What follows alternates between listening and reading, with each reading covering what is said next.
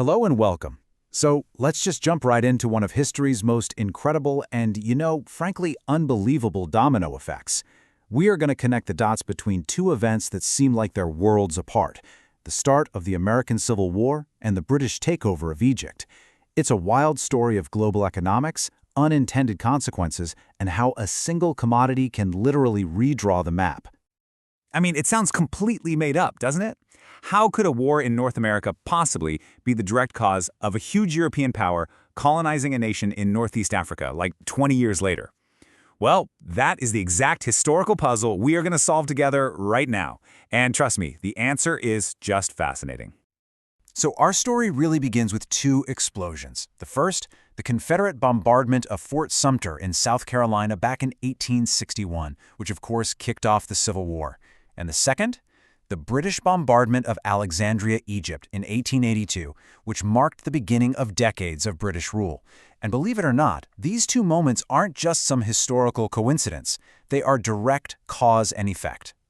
And hey, we are not the first people to think this connection sounds a little bizarre. As the historian Edward Mead Earle wrote way back in 1926, the whole idea just seems fantastic. But as he found out, one event absolutely positively paved the way for the other. So, what was the link? What was the one thing that tied the American South so tightly to the fate of Egypt? Well, the answer was cotton. Okay, to really get this, we have to look at Great Britain, the global superpower of the 19th century. Now, the engine of its whole economy was this massive textile industry, centered in a region called Lancashire. It basically clothed the world. But that engine needed a ton of fuel, specifically raw cotton. And, well, it had a very, very serious supply chain problem. And just how serious was that problem? It was staggering. Look at this. In 1860, right on the eve of the war, a full 80% of all the cotton imported into the UK came from the slave plantations of the American South.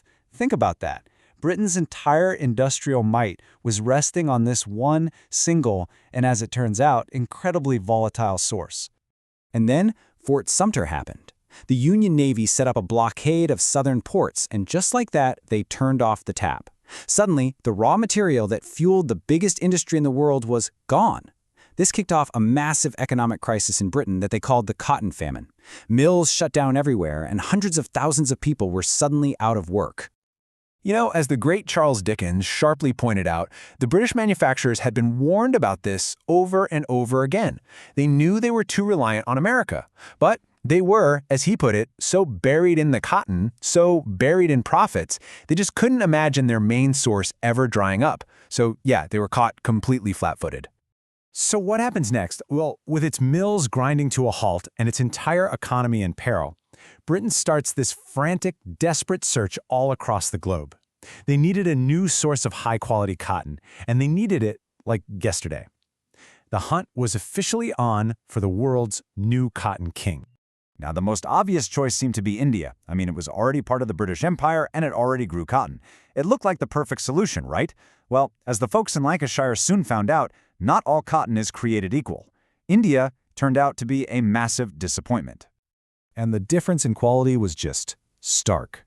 The Indian cotton known as Surat, it was short, it was dirty, it was often mixed with leaves and stones. It was just terrible for the machinery back in Britain. But then they looked at Egypt, and Egyptian cotton was the complete opposite. Beautiful, high-quality, long-staple fiber that was clean and perfectly suited for the British mills. Plus, it had abundant labor ready to go. Suddenly, the choice was crystal clear. And here's the crucial part. The political will was there too. Egypt's ruler, a guy named Said Pasha, saw this golden opportunity that the American war had created. He actively encouraged his people to grow cotton, and he welcomed British experts and machinery with open arms. The stage was absolutely set for an economic explosion. What happened next can really only be described as a full-blown economic revolution. Spurred on by skyrocketing global prices, this cotton fever just swept through Egypt. I mean, from the poorest farmer all the way up to the Viceroy himself, everybody rushed to grow cotton, and it completely transformed the nation's economy almost overnight. I mean, just look at these numbers. They're staggering. In just 5 years during the American Civil War, the sheer volume, the amount of cotton that Egypt exported, shot up by 500%. They were planting it absolutely everywhere. But that's not even the most dramatic part of the story. Because there was a global shortage, the price went through the roof. So the value of those same exports, it increased by an unbelievable 1,400%. I mean, fabulous, unimaginable profits were being made, and this immense wave of wealth was just pouring into the country. And let's look at the hard data right here. In 1860, you can see cotton was about a third of Egypt's total exports. By 1865, it was over 90%. Egypt had, in the space of just a few years, become a one-crop economy, totally and completely dependent on selling its cotton to Europe. Now, a boom like this had profound consequences. Land values quadrupled. European financiers, engineers, and all sorts of opportunists flocked to cities like Alexandria and Cairo. And all this new tax money, it fueled the wildly extravagant spending of the new ruler Ismail Pasha, which, by the way, would eventually bankrupt the entire country. And this is where the whole story shifts from being about cotton to being about control. This sudden, deep economic entanglement between Britain and Egypt changed everything. Britain wasn't just a trading partner anymore. It was now deeply, personally invested in Egypt's stability. Why? Because Lancashire's entire industry depended on it. And this shift in thinking, it happened really fast.